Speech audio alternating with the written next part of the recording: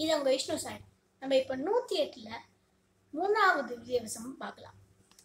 3வது திவ்யதேசம் திரு பிச்சாண்டார் கோவில் அல்லது பொதுவா திரு உத்தமர் கோவில்.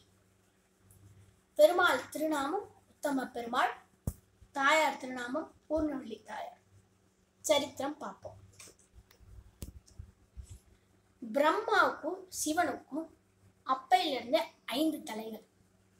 பிரம்மாவுக்கு அகங்காரம், அதனால சிவன் பிரம்மாவோட ஒரு தலையை கிள்ளினார்.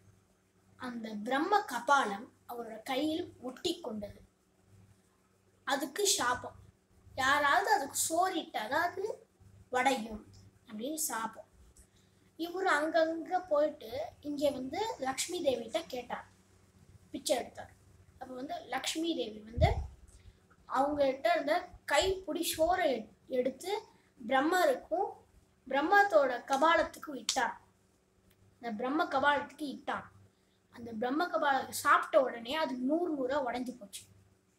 சாபம் ரிலீஸ் ஆனது, அதாவது வெளிவந்தது மேலே பார்ப்போம். இப்போ இன்னொரு சரித்திரம் பார்ப்போம். இன்னொரு சரித்திரம் என்னன்னா, பெருமாள் பிரம்மாவை சோதிக்கணும்னுக்காக கதம்ப மரமா மாறினார். பிரம்மா அதை தெரிஞ்சுக்கிட்டு அவரோட கமண்டல நீர் எடுத்து அந்த கதம்ப மரத்துக்கு அபிஷேகம் பண்ணார். அதனால பெருமாள் பிரத்யட்சமாகி ரங்கநாதர், அதாவது ஸ்ரீ ரங்கத்து கோலத்துல எழுந்தருளி பெருமாளுக்கு பிரம்மருக்கு தரிசனம் காட்டினார் பெருமாளாக. பெருமாள் உத்தம பெருமாள். ஏன் உத்தமராஜன், அவரை பாசனத்துல உத்தமராஜன் எல்லாரும் பாடியிருக்காங்க. உத்தமராஜன். அதோட அவருக்கு இன்னொரு பேர் புருஷோத்தமன். ஏன் புருஷோத்தமன் அப்படின்னு பேர் என்ன? கீழே இருக்கவா அவருக்கு அடுத்தவ கெட்டா கூட நான் நல்லா இருக்கணும்னு நினைக்கிறவன் கீழே, நடுவுல நீயும் நல்லா இருக்கணும் நானும் நல்லா இருக்கணும் நடுவுல, மேல உத்தமன். நான் கெட்டா கூட அடுத்தவ நல்லா இருக்கணும்னு நினைக்கிறவன் மேல.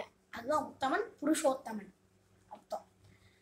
ஏன் பிச்சாண்டார் கோவில்ல முதல் சரித்திரம் சொன்னல, அதனால பிச்சாண்டார் கோவில். தாயாரை தரிசிச்சா அன்னம் பூர்ணமா கிடைக்கும், அதனால பூர்ணவல்லி தாயார். இங்கே ஒரு சிறப்பான செய்தி.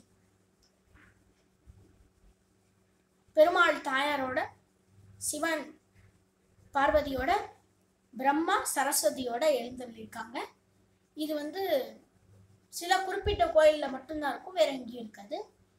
இப்பொழுது நான் உத்தம பெருமாள் பாதத்துக்கு பல்லாண்டு பாடி 3வது திவசம் முற்று பெற்றது.